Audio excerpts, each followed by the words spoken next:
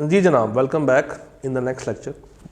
इससे पहले आप लोगों ने क्या देखा, एक रीकैप कर लेते हैं। आप लोगों ने देखे बहुत सारे ग्राफ्स और बहुत सारी बातें।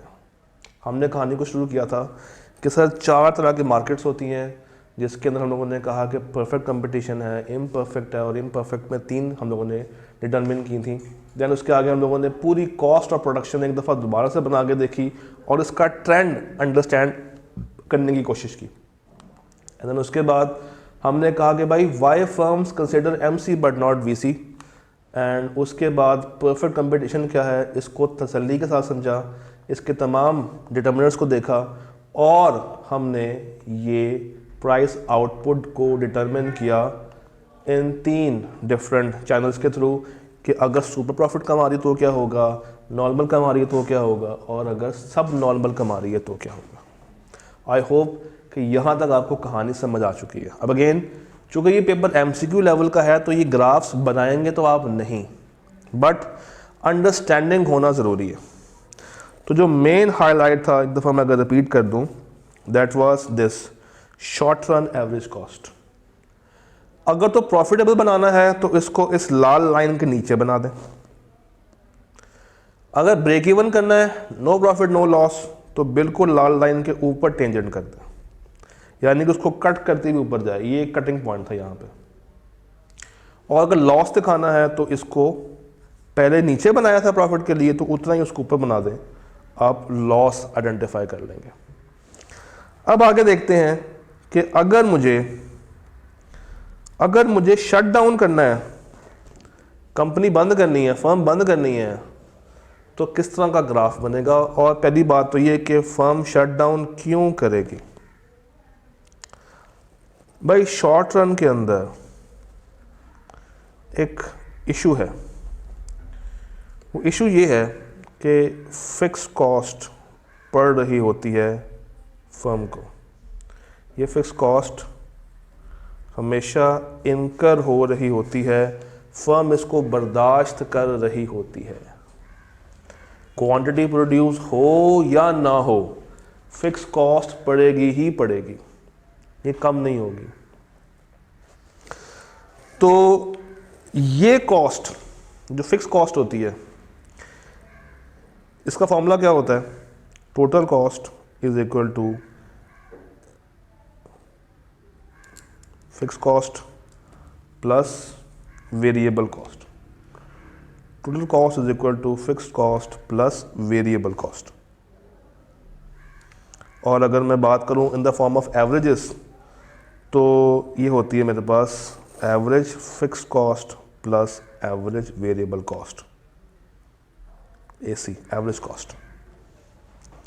अभी तक जितने भी हम लोगों ने ग्राफ्स बनाए हैं, ये 3, इसमें हम लोगों ने शॉर्ट रन एवरेज कॉस्ट को लिया, यानी कि इसको लिया, और इसके अंदर दोनों का इम्पैक्ट देखा है। ये देखते हुए, ये सोचते हुए, समझते हुए कि प्रोडक्शन हो रही है, मार्जिनल कंजम्पशन हो रही है, यूनिट्स मार्जिनली प्रोड्यूस हो रहे हैं। बट अगर मेरे यूनिट्स मार्जिनली प्रोड्यूस होने बंद हो जाएं, तो ये इनकर होना बंद नहीं होगी, अलबत्ता ये इनकर होना बंद हो जाएगी। ये क्लोज हो जाएगी, मगर ये स्टिल ओपन रहेगी। तो फर्म को फिक्स कॉस्ट देनी ही देनी है, इर्रिस्पेक्टिव कि कोई मार्जिनल यूनिट बन रहा है, कोई एक्स्ट्रा यूनिट बन भी रहा है या नहीं बन रहा, ये कॉस्ट इनकर होगी तो होके ही रहेगी। तो फर्म उस वक्त शट डाउन करती है जब ये फिक्स कॉस्ट को रिकवर नहीं कर पाती। Firm will shut down when not able to recover average fixed cost। क्योंकि जब तक ये रिकवर हो रही है ना, तो या लॉस में रहेगी या नॉर्मल तक जा सकती है, मोस्टली लॉस में रहेगी। बट जहां पे ये भी रिकवर नहीं हो रही, तो भाई फिर जिंदा रहने का कोई फ़ायदा नहीं है, फिर बंद कर दो, दुकान बंद कर दो। शट डाउन के ग्राफ में और इसके ग्राफ में दो फर्क है लॉस के अंदर। पहला फर्क ये है कि अभी खैर बनाते भी हैं, बट फर्क सुन लें। ये जो हम लोगों ने बनाया था पर्पल से शॉर्ट टर्म एवरेज कॉस्ट, इसी लाइन का नाम बदल दें और इसको कहें ये है short term average variable cost.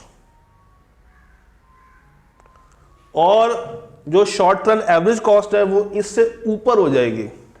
क्यों? अब उसमें फिक्स कॉस्ट का एलिमेंट भी शामिल हो गया, तो वो एक स्टेप ऊपर चली जाएगी। तो अब दो कॉस्ट आपको नजर आएंगी, शॉर्ट रन एवरेज कॉस्ट और इसके साथ आपको मिलेगी short run average variable cost. उसको बनाते हैं।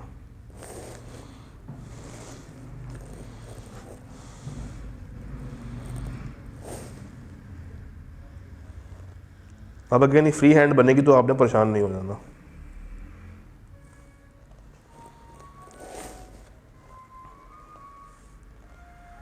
ये है P is equal to MR is equal to AR। हम बना रहे हैं shut down, perfect competition, short run.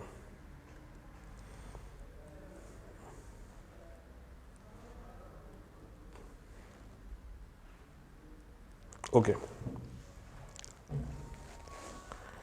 Again marginal cost cut भी कर रही है, मार्जिनल कॉस्ट कट भी कर रही है और नीचे से आ रही है। तो MC is equal to AR कहाँ पे हो रहा है? इस पॉइंट पे। यहाँ पे MC इज इक्वल टू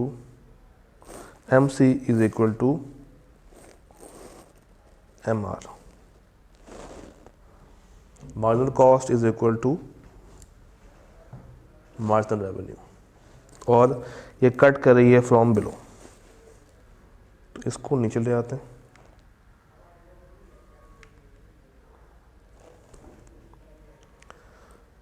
इससे पीछे हम लोगों ने क्या बनाया था? यहां पे पर्पल से हम लोगों ने ड्रॉ किया था शॉर्ट टर्म एवरेज कॉस्ट को। तो शॉर्ट टर्म एवरेज कॉस्ट पहले यहां पे बनाया था, अब आप इसको यहां पे बना लें। इसकी पोजीशन चेंज कर दें। ये है शॉर्ट रन एवरेज कॉस्ट, ये है शॉर्ट रन एवरेज कॉस्ट। और जहां पे पहले इसको आपने ड्रॉ किया था, इसको नया नाम दे दें। ये बन जाएगा short run average variable cost, short run average variable cost.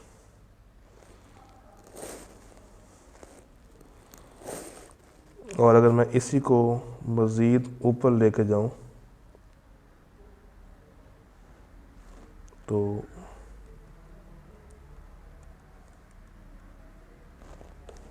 कुछ ऐसा बनेगा। तो दो चीज़ें फ़र्क हो रही हैं।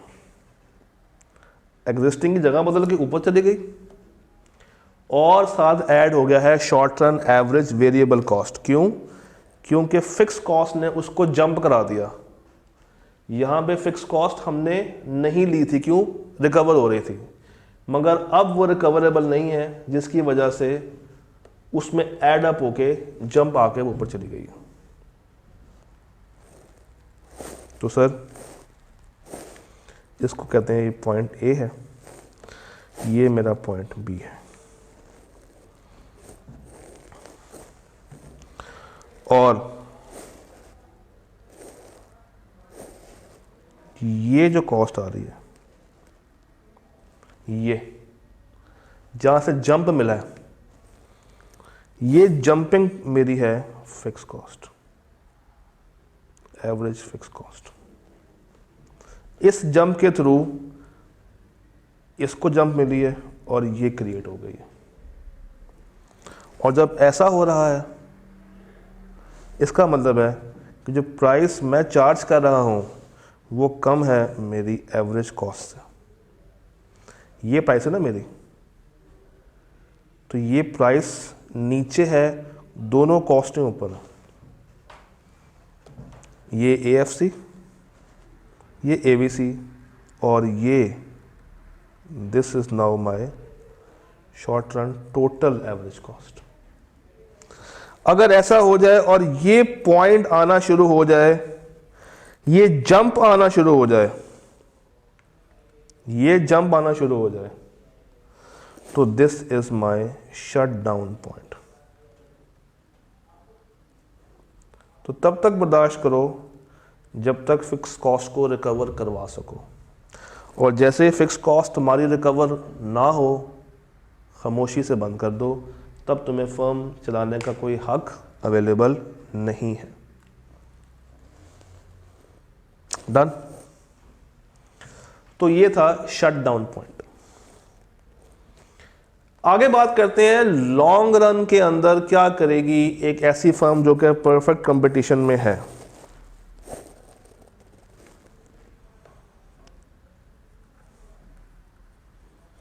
लॉन्ग रन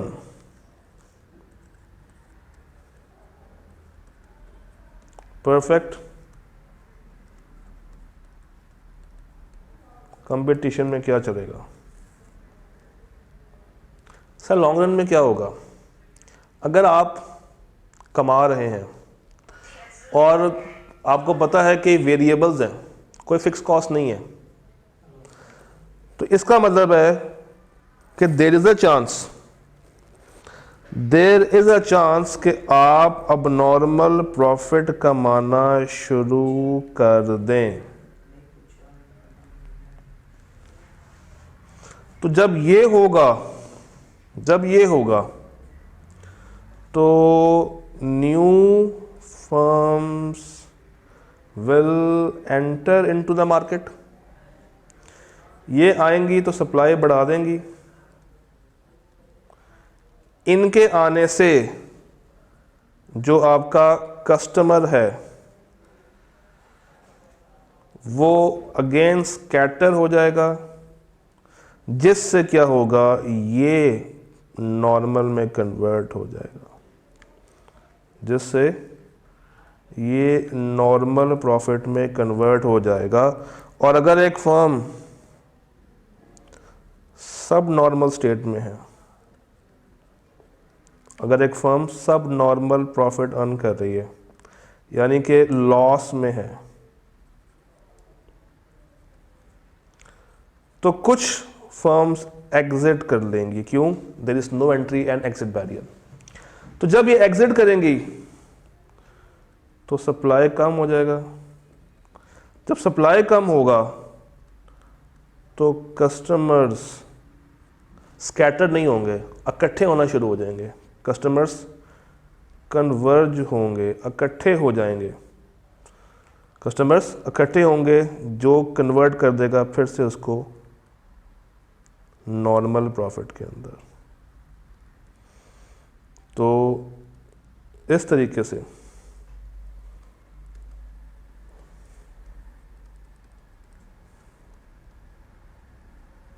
जी, इस तरीके से क्या होता है कि लॉन्ग रन में कभी भी ना आपको अब नॉर्मल प्रॉफिट मिलेगा और ना आपको सब नॉर्मल मिलेगा, आपको हमेशा क्या मिलेगा?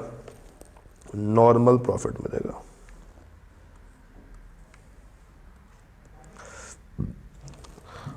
और इसको बनाना कैसे है? जैसे ये बनाया था, बिल्कुल सेम। बस जहां पे शॉर्ट रन लिखा है वहां पे लॉन्ग रन कर दें। जहां पे खाली MC लिखा है it means short term marginal cost, इसको LMC कर दें, लॉन्ग रन मार्जिनल कॉस्ट। जहां पे SRAC लिखा है वहां पे LRAC कर दें, और कुछ चेंज नहीं होगा, और कुछ भी चेंज नहीं होगा। यही एग्जैक्ट ग्राफ आपका नजर आ रहा होगा विदाउट एनी चेंज। तो अब लॉन्ग रन के लिए आप लोगों ने खुद से ट्राई करना है इसको। डन। आइए अब स्टार्ट करते हैं मोनोपोली को। मोनोपोली, मोनोपोली,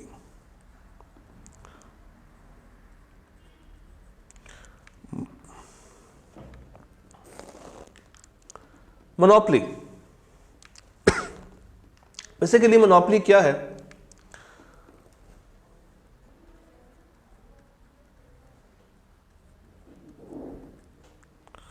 मोनोपोली एक ऐसी मार्केट है जिसमें सेलर एक है, मोनो कहते हैं एक, single,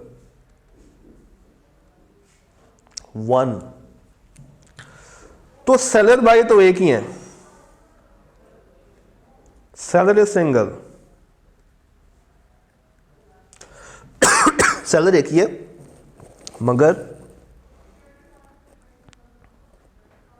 buyers are multiple.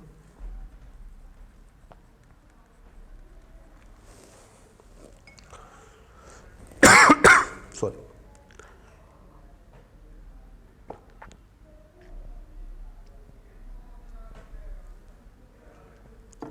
Ji seller एक ही है मगर बायर्स क्या है, ये मल्टीपल है। यहां पे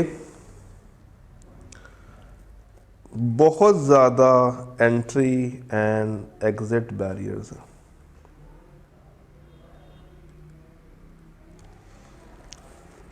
बल्कि हमें ये कहना चाहिए कि एंट्री बैरियर्स हैं, एग्जिट बैरियर्स नहीं हैं।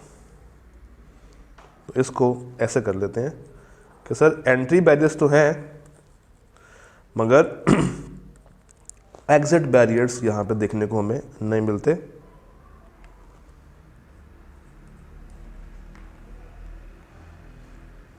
तो मोनोपोली के अंदर क्या है, सिंगल सेलर, सेलर एक है, मल्टीपल बायर्स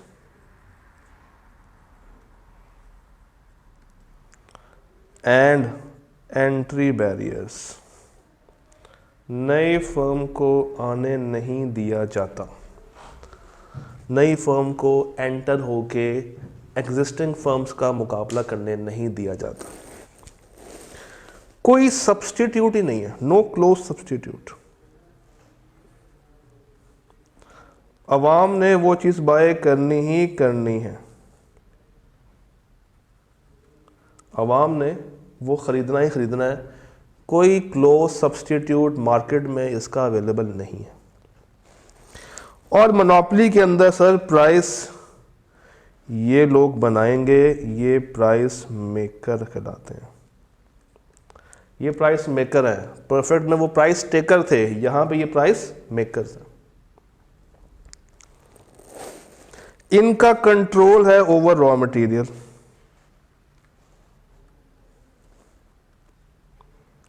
ये चाहते हैं कि बस इन्हीं को सप्लाई मिले, पूरी सप्लाई चेन पे इनका कब्जा होता है। तमाम रिसोर्सेज जहाँ जहाँ से आते हैं, क्योंकि यही मार्केट में बनाने वाले हैं, तो ये चाहते हैं कि सिर्फ इन्हीं को मिले, किसी और के पास ना जाए, ताकि इनकी इजारादारी बरकरार रहे। फिर मोनोपोली करने के लिए भी आपको हाई कॉस्ट चाहिए होती है। तो अगर आपने वाकई में मोनोपोली करनी है तो उसके लिए आपको एक अच्छा सफिशिएंट कैपिटल इन्वेस्ट करना पड़ता है। भाई हर जगह से रॉ मटेरियल खरीदना किसी आम बंदे की बात नहीं है। तो आपको कॉस्ट इसकी देखनी है, बहुत हैवी कॉस्ट के ऊपर मोनोपोली का स्ट्रक्चर आप खड़ा कर सकते हैं। लीगल बैरियर्स ये लोग खड़े कर देते हैं, रेगुलेटरी बैरियर्स ये लोग खड़े कर देते हैं। कोई फर्म अगर आना चाहे और कैपिटल भी हो, उसके पास सब कुछ हो, तो ये कागजी कार्रवाई में फंसा देते हैं। राइट्स, पेटेंट्स अपने नाम पे करवा लेते हैं, जिससे क्या होता है कि इनको कंपटीशन होने ही नहीं दिया जाता, इनके साथ कंपटीशन होता ही नहीं है। तो यहाँ पे मैं ये कह सकता हूँ कि चूंकि ये सिंगल हैं, तो अगर ये इंडस्ट्री है, अगर ये इंडस्ट्री है तो कोई न्यूमरस फर्म्स नहीं है। Industry is equal to firm, मगर फर्म्स नहीं, फर्म। ये सारी के सारी एक ही फर्म है। This is one single firm, यानी कि industry is equal to firm. तो यहाँ इंडस्ट्री बोलने या फर्म बोलने एक ही बात है। क्यों? मोनो है ना, मोनोपोली, ऐसा स्ट्रक्चर जिसमें एक ही सेलर हो, जिसमें जिस तरह वापडा, अब अगर वापडा को साथ हम प्राइवेटाइज कर दें तो फिर प्राइवेट कंपनियां उनको पानी सप्लाई करेंगी जो कि ज़्यादा पैसे देंगे, मगर गवर्नमेंट बेसिक नेसेसिटीज़ को सप्लाई करते हुए कोशिश करती है कि मोनोपोली का इस्तेमाल करें ताकि किसी के हाथ में रिसोर्सेज ना जाएं और वो उनका बेजा इस्तेमाल ना कर सकें। तो सर स्ट्रक्चरल बैरियर्स हैं, हाई एंट्री कॉस्ट है, बैरियर्स लगे हुए हैं, कोई सब्स्टिट्यूट नहीं है, सिंगल सेलर है और ये प्राइस मेकर्स हैं। This is called a monopoly structure. This is monopoly structure. अब अगर आपको याद हो, यहां चलें, क्या याद करना, let me make it for you. एक टेबल बनाते हैं, quantity, price, total revenue, average revenue and marginal revenue. हमने परफेक्ट में ये कहा था कि MC is equal to MR। यहां पे ये चीज ऐसे नहीं होती है, कट करता है, MC MR के इक्वल करता है, मगर वहां पे हम लोगों ने कहा था कि MR is equal to AR also, मगर यहाँ पे MR और AR सेम नहीं होते हैं। आइए देखते हैं कैसे नहीं होते हैं। 1 2 3 4 5 10 10 10 शोर 10। तो क्वांटिटी बढ़ रही है, प्राइस गिरेगी। 10 9 8 7 6 5 4 3 2 1। It is equal to P into Q। तो 10 18 24 28 30 30 28 24 18 और 10। अब देखें ये बढ़ रहा है, बढ़ते बढ़ते यहाँ पे कांस्टेंट हुआ 30 के ऊपर और फिर से गिरना शुरू हो गया। तो टोटल रेवेन्यू 10 से 18, 18 से 24, 24 से 28, फिर एक पॉइंट पे कंसिस्टेंट हुआ और फिर गिरना शुरू। कुछ इस तरीके का अगर आपको याद हो हमने बनाया था। एवरेज रेवेन्यू कैसे बनेगा? Average revenue TR divided by Q। तो 10 9 8 7 6 5 4 3 2 और 1। यानी कि मैं कह सकता हूं कि sir AR is equal to P।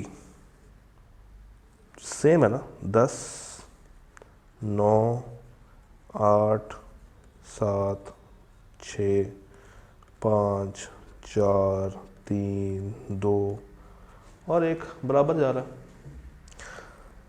इसका मतलब है कि ये चूंकि 10 से स्टार्ट अगर हो रहा है, कहाँ गया, अगर ये 10 से स्टार्ट हो रहा था, एक सेकंड इसको वापस लेकर आते हैं, इसको आना पड़ेगा वापस। हम अपनी PPT दोबारा से स्टार्ट करेंगे। असल में ये कुछ इशू आज कर रही है विद दिस कनेक्टर।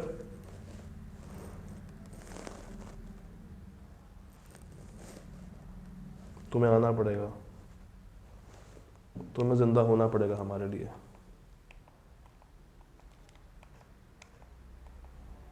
क्या तुम जिंदा हो गए हो? जिंदा नहीं हुआ, कोई बात नहीं। अगर मैं इसको दोबारा भी बना लूँ, कोई मसले वाली बात नहीं है, तो अच्छी बात है, चलें आपकी भी डबल प्रैक्टिस हो जाएगी। Let's make it again. Quantity है, प्राइस है, टोटल रेवेन्यू है, एवरेज रेवेन्यू है और मार्जिनल रेवेन्यू है। क्वांटिटी हम लोगों ने कहा था ये 1 2 3 4 5 6 7 8 9 10, तो प्राइस उल्टा 10 9 8 7 6 5 4 3 2 1, तो 10 18 24 28 30 30 28 24 18 और 10, यहाँ पे कांस्टेंट, यहाँ पे इंक्रीजिंग कांस्टेंट और डिक्रीजिंग। AR हमने कहा था इज इक्वल टू P, क्योंकि जब आप एवरेज रेवेन्यू निकालेंगे that will be TR divided by Q, तो आंसर यही आएगा जो कि प्राइस थी 10 9 8 7 6 5 4 3 2 1। अब MR निकालते हैं। MR क्या आएगी? Change in TR over change in Q, additional unit. तो पहले में क्या चेंज है सर? पहले में कोई चेंज नहीं है, पहले में मुझे कोई चेंज यहाँ पे नज़र नहीं आ रहा, मगर चूंकि ये पहला यूनिट है, इससे पहले कुछ नहीं बना था, तो यहाँ पे 10 रुपये का खर्चा होगा। फिर 10 से 8, 8 से 24, 24 से 28, 28 से 30 बराबर, फिर 2, फिर 4, फिर 6, फिर 8। ये कम हो रहा है और ये बढ़ रहा है। एक बढ़ रहा है और एक कम हो रहा है, तो जो नीचे वाली साइड है वो नेगेटिव में आनी शुरू हो जाएगी। इसका मतलब है कि दोनों शुरू करेंगे एक ही पॉइंट से, 10-10। अगर ये ऐसे बने तो दोनों शुरू एक ही दफ़ा पे करेंगे, मगर एक इनवर्ट बनेगा और एक आउटवर्ट बनेगा। क्यों? क्योंकि MR स्पीड से गिरेगा, मगर AR एक एक करके गिर रहा है। MR दो करके जा रहा है और आहिस्ता आहिस्ता ये उसको क्रॉस करके नेगेटिव में भी जा सकता है। तो यहाँ पे P is equal to AR और कुछ इस तरीके से हमें देखने को मिलता है। अगेन यहाँ पे भी एक MC लाइन आएगी जो कट करेगी और इससे हम ऑनवर्ड्स बनाएंगे अपने वही 4 ग्राफ्स, सुपर नॉर्मल, नॉर्मल, सब नॉर्मल और शट डाउन शॉर्ट रन में। आइए बनाते हैं सुपर नॉर्मल।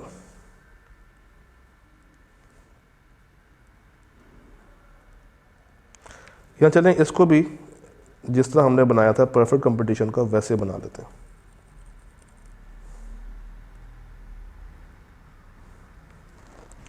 इसको कहते हैं price and output determination in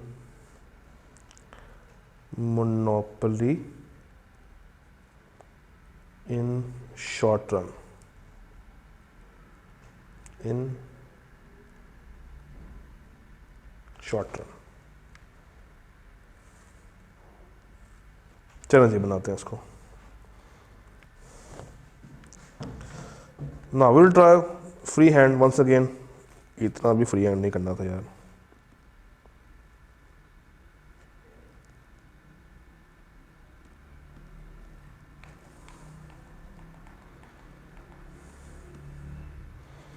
system आज जान का तंग कर रहा है मुझे। चलो कोई बात नहीं, इसको डिलीट करते हैं और नया बना लेते हैं।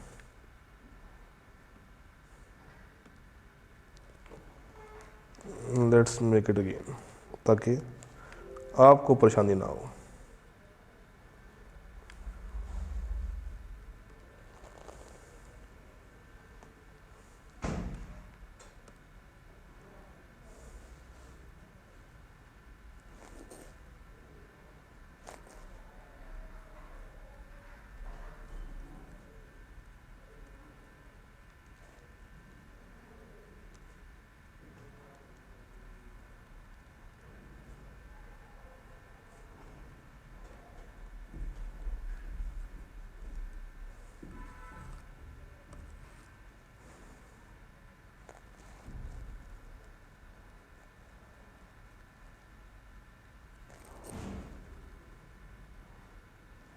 किताब में ये सारे नहीं बने हुए, बट आपको सिखाना मेरा फ़र्ज़ है।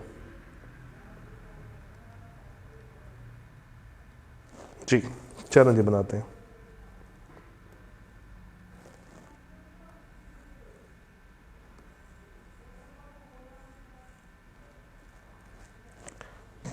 अब अगेन बातें वही हैं, ये ओ पॉइंट है, पॉइंट ऑफ ओरिजिन। यहाँ पे हमने ले लिया है आउटपुट को, ये भी आउटपुट आ गया। यहाँ पे R and C, R and C, R and सी।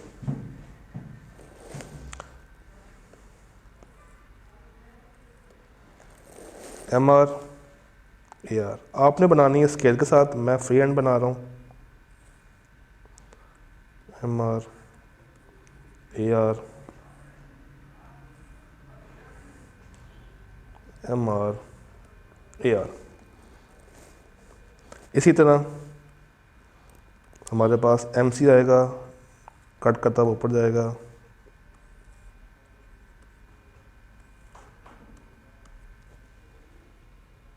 यहाँ तक तो वही पुरानी बात है।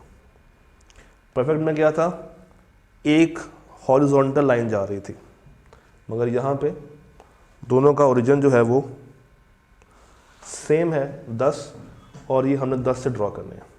अच्छा ये पॉइंट सेम है, तो ये दो डिफरेंट पॉइंट्स नहीं है, ये दोनों सेम पॉइंट से बाहर आ रहे हैं।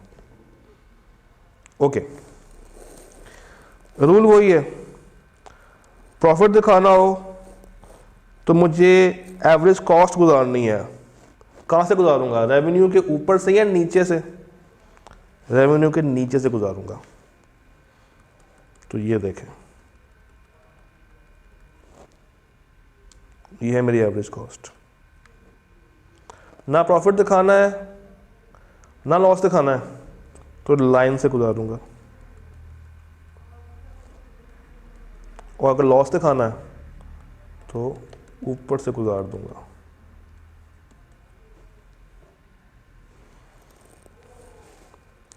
क्योंकि सुपर नॉर्मल में क्या होता है,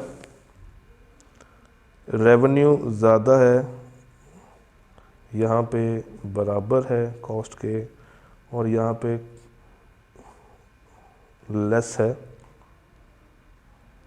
कॉस्ट के।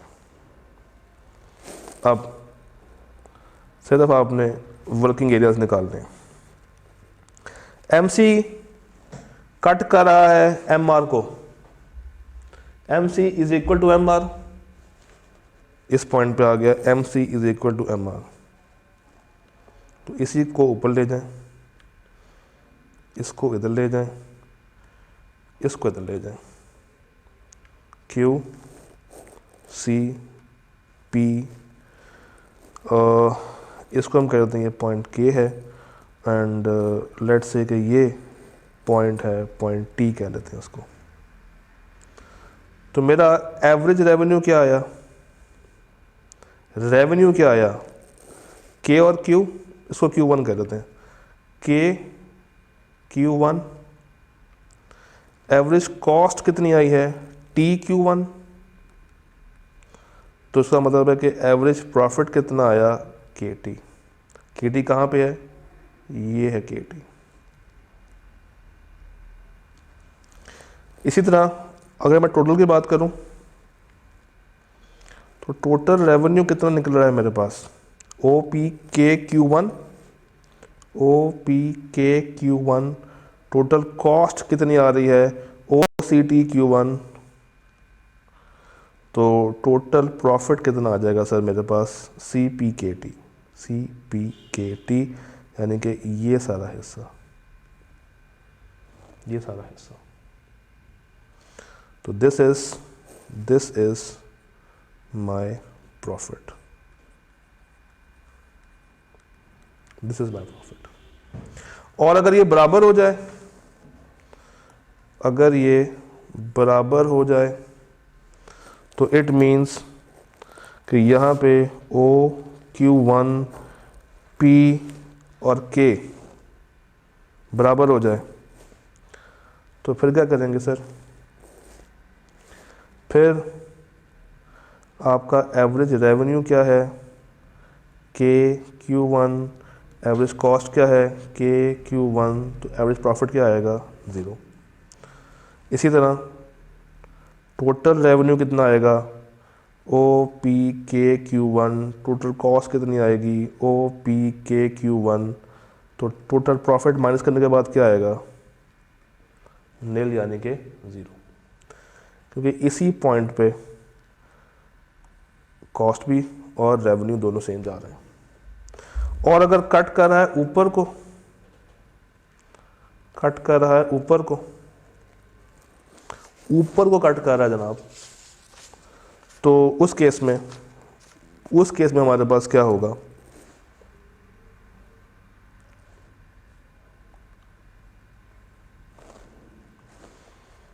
This would be Q1, this would be P, this would be C, ये बन जाएगा मेरे पास T और ये बन जाएगा मेरे पास K, तो ये वाला पोर्शन लॉस का निकल जाएगा। क्यों? क्योंकि इसमें रेवेन्यू कम है, कॉस्ट ज़्यादा है।